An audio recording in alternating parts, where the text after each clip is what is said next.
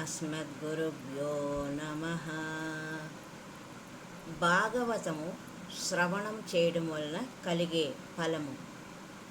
భాగవత శ్రవణము చేసేవారికి శోకము, మోహము, భయమును తొలగించడమే భాగవతం యొక్క ఏకైక లక్ష్యము. శోక మోహ భయాలు తొలగిన హృదయము శాంతితో నిండుతుంది.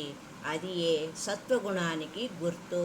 అటువంటి ప్రశాంత చిత్తముతో భగవత్తత్వ విజ్ఞానము నేరుగా ప్రవేశిస్తుంది. తద్వారా భగవంతుని గురించిన దివ్య జ్ఞానము సంపూర్ణముగా హృదయములో ప్రకటితమవుతుంది. అది ఏ కృష్ణ ప్రేమకు దారితీస్తుంది.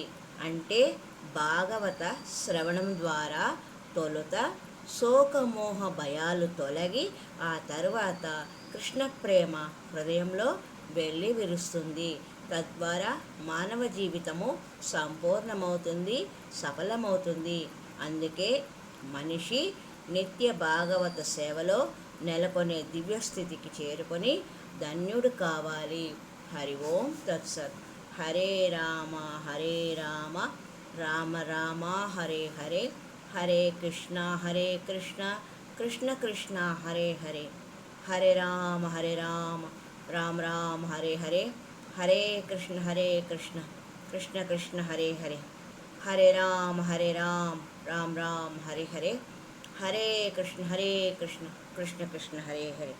హరి ఓం తత్సత్.